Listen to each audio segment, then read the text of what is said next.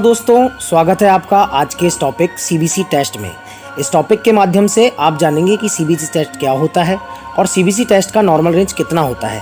साथ ही सीबीसी की test report को कैसे पढ़ें और समझें, इन सब के बारे में मैं जानकारी देने वाला हूं। तो चलिए सबसे पहले जानते हैं सीबीसी टेस्ट क्या है। सीबीसी एक ब्लड टेस्ट, सीबीसी का full form complete blood count होता है। इस टेस्ट के माध्यम से हम ब्लड की कंप्लीट जांच करते हैं। इस टेस्ट के माध्यम से हमारे शरीर की कंप्लीट इन्फॉर्मेशन मिल जाती है, जैसे कि हमारे शरीर में किस प्रकार की और कौन सी कमी है। कंप्लीट ब्लड काउंट टेस्ट में हम पेशेंट का सैंपल लेवेंडर वाइल में लेना होता है, क्योंकि यह टेस्ट हेमेटोलॉजी डिपार्टमेंट का एक टेस्ट है। आजकल सीबीसी टेस्ट का एक कॉमन टेस्ट माना जाता है, क्योंकि यह टेस्ट लगभग प्रत्येक मरीजों को लिखा जाता है और यह टेस्ट विश्व भर में सबसे अधिक किया जाता है। सीबीसी टेस्ट क्यों करवाया जाता है? सीबीसी अर्थात कंप्लीट ब्लड काउंट, नाम से ही पता चलता है इसमें ब्लड के कंप्लीट सेल्स की जांच की जाती है, जिससे पता लगाया जाता है कि हमारे शरीर में किस सेल्स की कमी है, क्या नॉर्मलिटी है और किस सेल्स की अधिकता है। हमारे शरीर में सेल्स ज़्यादा या कम तो नहीं है। इन सभी पहलुओं को जानने के लिए डॉक्टर सीबीसी टेस्ट लिखते हैं, ताकि उसे दवाई देने और बीमारी को पहचानने में सुविधा हो। आइए सीबीसी टेस्ट में आने वाले कुछ महत्वपूर्ण पैरामीटर्स के बारे में जानकारी लेते हैं। सबसे पहला टॉपिक है हीमोग्लोबिन।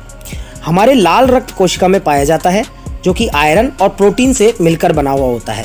यह हमारे शरीर में ऑक्सीजन को शरीर की विभिन्न कोशिकाओं और अंगों तक पहुंचाने का कार्य करता है। हमारे शरीर में हीमोग्लोबिन की कमी होने से एनीमिया रोग, यदि हमारे शरीर में हीमोग्लोबिन की मात्रा अधिक हो जाती है, इस स्थिति को पॉलीसाइथीमिया कहते हैं। हीमोग्लोबिन की नॉर्मल रेंज कुछ इस प्रकार है। एक एडल्ट मेल में हीमोग्लोबिन की नॉर्मल रेंज 14 से 18 ग्राम पर डीएल होती है। वहीं फीमेल में इसकी नॉर्मल रेंज 12 से 16 ग्राम पर डीएल होती है। बच्चों में इसकी नॉर्मल रेंज 11 से 13 ग्राम पर डीएल, वहीं फीटस अर्थात भ्रूण में 17 से 21 ग्राम पर डीएल हीमोग्लोबिन की नॉर्मल रेंज होती है। आइए हम बात करते हैं टीएलसी के बारे में। टीएलसी यानी कि टोटल ल्यूकोसाइट्स काउंट्स। हमारे शरीर में व्हाइट ब्लड सेल्स की संख्या कितनी है, इसका पता लगाने के लिए यह किया जाता है।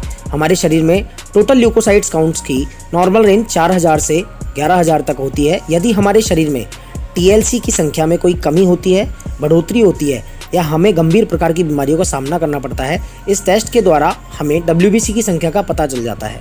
यदि हमारे शरीर में डब्ल्यूबीसी की संख्या अधिक हो जाती है तो इसे ल्यूकोसाइटोसिस कहा जाता है। यदि हमारे शरीर में डब्ल्यूबीसी की संख्या में कमी होती है तो हम इसे ल्यूकोसाइटोपेनिया कहते हैं। तो आइए अब हम जानते हैं डीएलसी काउंट के बारे में। डीएलसी काउंट एक प्रकार की ब्लड जांच है, जो हमारे शरीर में उपस्थित विभिन्न प्रकार की ल्यूकोसाइट को संख्या को बताता है। इसलिए डीएलसी टेस्ट को डिफरेंशियल काउंट भी कहा जाता है। डीएलसी काउंट में अलग अलग तरह की कुल 100 सेल्स काउंट की जाती हैं।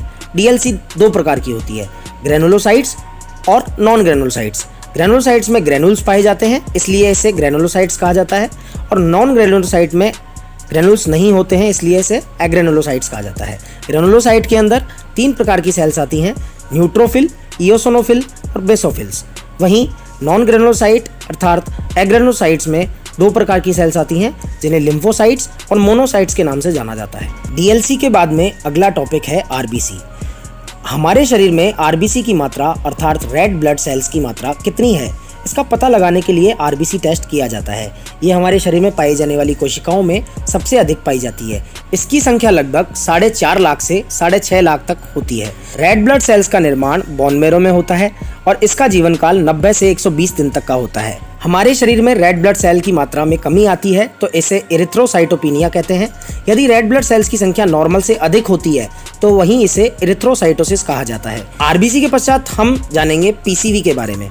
पीसीवी एक ब्लड टेस्ट है, जो कि सीबीसी प्रोफाइल टेस्ट के साथ साथ किया जाता है। पीसीवी टेस्ट के द्वारा हमारे शरीर में लाल रक्त कोशिकाओं की संख्या को प्रतिशत में नापा जाता है, जिससे ब्लड में उपस्थित कुछ लाल रक्त कोशिकाओं की संख्या को मापा जाता है। पीसीवी का नॉर्मल रेंज महिलाओं तथा पुरुषों में अलग अलग होता है।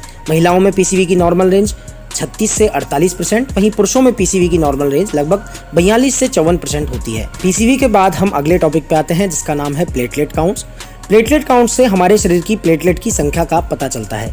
प्लेटलेट हमारे शरीर में रक्त का थक्का करने में और किसी प्रकार की ब्लीडिंग को रोकने के लिए काम में आता है, और कई प्रकार की बीमारियों में प्लेटलेट की संख्या बहुत ही कम हो जाती है, जैसे डेंगू में।